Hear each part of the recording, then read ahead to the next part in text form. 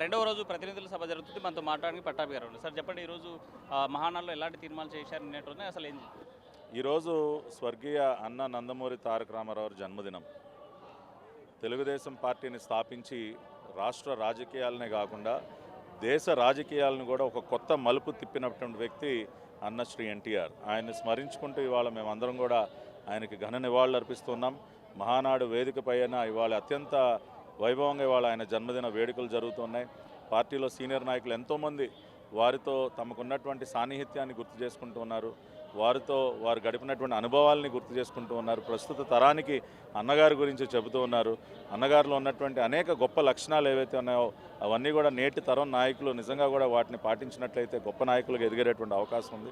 కాబట్టి ఆ రకంగా ఇవాళ పూర్తిగా ఇవాళ రోజంతా కూడా అన్నగారి నామస్మరణతో మహానాడు ప్రాంగణం అంతా మారుమోగబోతూ ఉంది. అదేవిధంగా అన్నగారు పుట్టినరోజు సందర్భంగా ఒక ప్రత్యేక విందు. అన్నగారు భోజన ప్రియులు మన అందరికీ తెలుసు. అనేక రకాలైనటువంటి ఇష్టాలు ఆయనకి, ఉలవచారన్న, పాయసం అన్న, ఇటువంటి అనేక ఐటమ్స్ ఆయనకి, నాటుకోడి, ఇవన్నీ కూడా ఆయనకి ఇష్టమైనటువంటి రుచులు. అవన్నీ వాళ్ళు మళ్ళీ ఆయన స్మరించుకుంటూ మంచి భోజనాన్ని కూడా చంద్రబాబు నాయుడు గారు, లోకేష్ గారు ఇక్కడ ఏర్పాటు చేయించారు. ఎవరికి ఎటువంటి అసౌకర్యం కలగకుండా అన్ని ఏర్పాట్లు కూడా చేశాం. అదేవిధంగా ఇంకా నిన్న కొన్ని ముఖ్యమైనటువంటి తీర్మానాలు నిన్న ప్రవేశపెట్టాం. ఇవాళ మరిన్ని తీర్మానాలు ఏవైతే 6 శాసనాలు మరి నిన్న లోకేష్ గారు విడుదల చేశారు. 6 శాసనాలకు సంబంధించి ఇవాళ ఇంకా అనేక తీర్మానాలు ఇవాళ మహానాడు వేదికపై నుంచి ఇవాళ అనేక వక్తలు ప్రవేశపెట్టుకున్నారు. నేను కూడా సూపర్ 6 పథకాలు వాటి అమలుపైన నేను కూడా మాట్లాడనున్నాను. అనేక మంది యువతకి, సామాన్య కార్యకర్తకి వాళ్ళు అవకాశం ఇస్తూ ఉన్నారు. మరే ఇతర రాజకీయ పార్టీలో కూడా ఇటువంటి పెద్ద వేదికలపైన ఒక కార్యకర్తను పిలిచి మీరు మాట్లాడండి, కార్యకర్తే అధినేత అనే ఒక శాసనాన్ని మేము ఇవాళ పెట్టుకున్నామంటే దానికి ప్రత్యక్ష నిదర్శనం అదే. సామాన్య కార్యకర్తలను పిలిచి మాట్లాడమంటున్నాం. మీరే మాకు అధినాయకులు, మీరు చెప్పిన దిశగానే మేము పయనిస్తాం అన్న విధంగా ఇవాళ కార్యకర్తలకు పెద్దపీట వేయడం ఎంతో ఆనందాన్ని వెలిపిస్తున్నారు. సార్, ఇప్పుడు మా జీవితంలో మేము కల్లో కూడా అనుకోలేదు మహానాడు వేదిక పైన మైక్ పట్టుకుంటామని చెప్పి. అదేవిధంగా మహిళలు 30% పైగా మహిళా వక్తలు ఇవాళ వేదిక పై నుంచి మాట్లాడుతున్నారు. ఎన్నో ప్రత్యేకతలు. ఈ విధంగా ఇవాళ ఒక డిజిటల్ ఫోటో ఎగ్జిబిషన్ మేము నిర్వహిస్తూ ఉన్నాం అన్నగారు స్మృతిలో. ఇవాళ అక్కడ ప్రతి ఒక్కరు సెల్ఫీలు దిగుతూ ఉన్నారు. లేటెస్ట్ టెక్నాలజీ ఉపయోగించి నిజంగా అన్నగారా అక్కడ నిలబడ్డారా అన్న రీతిలో ఇవాళ డిజిటల్ ఫోటో ఎగ్జిబిషన్ ఉంది. ఎన్టీఆర్ ట్రస్ట్ ఆధ్వర్యంలో బ్లడ్ బ్యాంకు నిన్న కొన్ని 100 మంది రక్తదానం చేశారు. ఇవాళ కూడా అనేక మంది చేస్తూ ఉన్నారు. నారా భువనేశ్వర్ గారు ఎంత అద్భుతంగా ఎన్టీఆర్ ట్రస్ట్ కార్యక్రమాలు నిర్వహిస్తూ ఉన్నారు మనందరికీ తెలుసు. ఆ రకంగా ఇవాళ ప్రాంగణం మొత్తం కూడా ఒక పండుగ వాతావరణం. అదేవిధంగా రాయలసీమ ప్రజలు, కడప జిల్లా వాసులు చూపిస్తున్నటువంటి ప్రేమ, అభిమానం జీవితంలో మేమెవరం కూడా మర్చిపోలేము. మొట్టమొదటిసారి కడపలో జరుగుతున్నటువంటి మహానాడు తెలుగుదేశం పార్టీ రాజకీయ చరిత్రలో ఒక మైలురాయిగా నిలిచిపోనుంది. 43 ఏళ్ల చరిత్రలో కడప కోటలకు బద్దలు కొట్టారని భావిస్తున్నారు. కడప కోట ఇప్పుడేంటండి, ఎన్నోసార్లు బద్దలు కొట్టాం. అన్నగారు ముఖ్యమంత్రిగా ఉన్నప్పుడు 94లో బద్దలు కొట్టలేదా? 96 పార్లమెంట్ ఎన్నికల్లో వైఎస్ రాజశేఖర రెడ్డి చావుదప్పి కన్నలుట్టిపోయినట్టు ఏదో ఒక 4,000తో 5,000తో గెలిచాడు ఆయన, ఒక పార్లమెంట్ స్థానం. అదేనా దాన్ని ఏమన్నా కంచుకోట అంటారా? 4-5 వేల మెజారిటీలతో గెలవటం అనేది. ఇవాళ కూడా మొన్న జరిగినటువంటి ఎన్నికల్లో చూడండి, ఉమ్మడి కడప జిల్లాలో దాదాపు 7 స్థానాలు మేము స్వీప్ చేసాం. కాబట్టి ఇది ఎప్పుడు కూడా కడప ఎవడి కంచుకోట కాదు, ఎవడ అడ్డా కాదు. కడప జిల్లా వాసులు కానీ, రాయలసీమ జిల్లా వాసులు కానీ వాళ్ళు కావాలనుకుంటున్నది అభివృద్ధి, సంక్షేమం. ఇవాళ జగన్మోహన్ రెడ్డి కానీ అతని ముఖ్య అనుచరులు, గతంలో సకల శాఖ మంత్రిగా పనిచేసినటువంటి వ్యక్తి చేసినటువంటి పనులు ఏంటంటే భూ కబ్జాలు చేయటం. సిగ్గుందా ఏమన్నా? నీ సొంత జిల్లాలో ఎవడైనా ఇది నా జిల్లా, నా పురిటిగడ్డ అని చెప్పుకునేటటువంటి ప్రదేశంలో భూ కబ్జాలు చేస్తారా? 63 ఎకరాలు నిస్సిగ్గుగా పక్క జిల్లాలో చేయొచ్చంటారా? కాదు, ఎక్కడా కూడా కానీ ప్రత్యేకమైనటువంటి మమకారం చూపిస్తారు కదా. కడప జిల్లాలో చేస్తే ఏదన్నా అభివృద్ధి చేయాలి. ఇప్పుడు సాధారణంగా మా స్వగ్రామం ఉంది, మా సొంత జిల్లా ఉంది.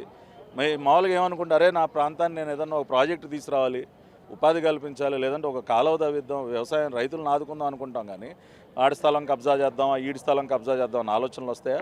అది కేవలం వైఎస్ కాంగ్రెస్ పార్టీ నాయకులకే వస్తాయి, జగన్మోహన్ రెడ్డి అనుచరులకే వస్తాయి. ఆఖరికి ఇడుపులపైలో కూడా ఆ రోజున 600 ఎకరాలు అసైన్ భూములు కబ్జా చేసి చంపలు వాయించుకున్నారు అసెంబ్లీలో.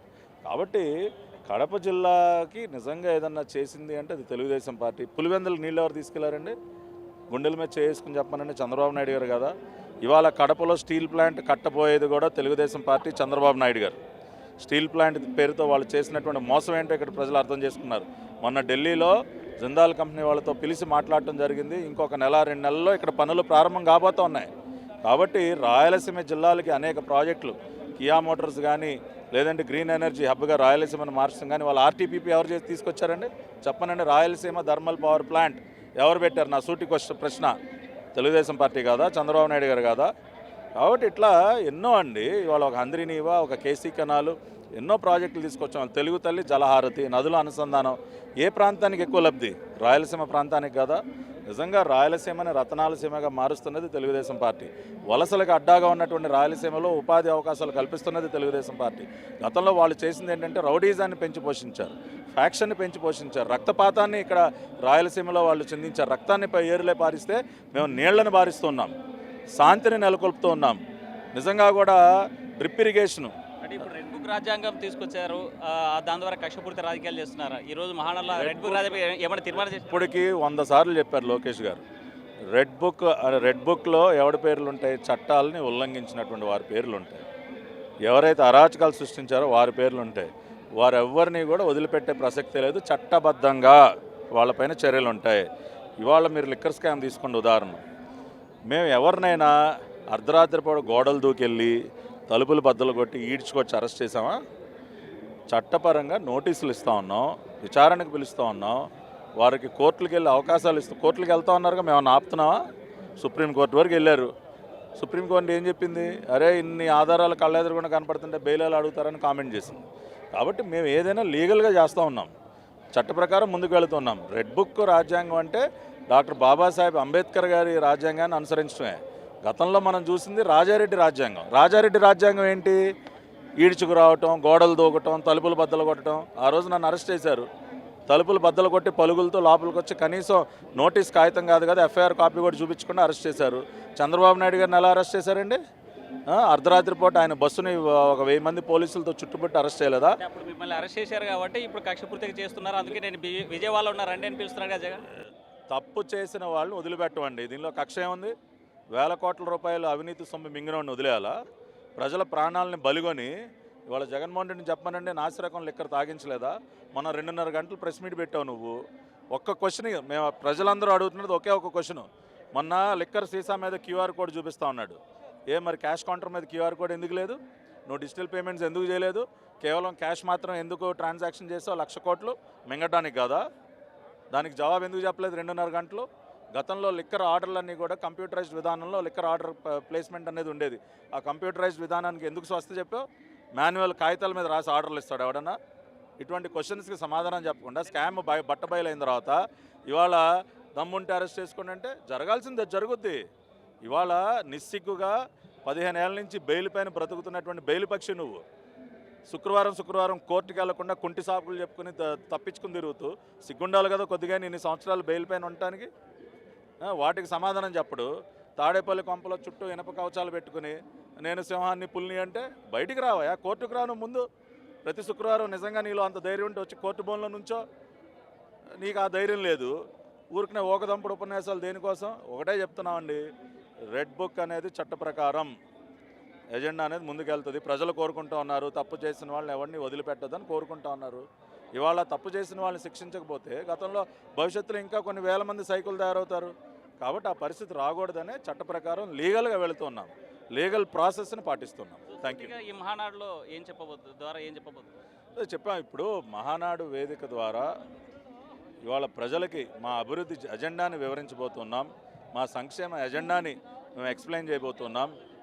దగాపడినటువంటి రాష్ట్రం, ధ్వంసమైనటువంటి రాష్ట్రాన్ని ఏ విధంగా నిలబెట్టబోతూ ఉన్నామో మేము అవన్నీ కూడా చెప్తూ ఉన్నాం. మా agenda development and welfare, that is our agenda.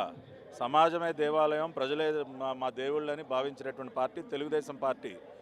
కాబట్టి ఆ రకంగానే మా ఎజెండా ముందుకెళ్తుంది.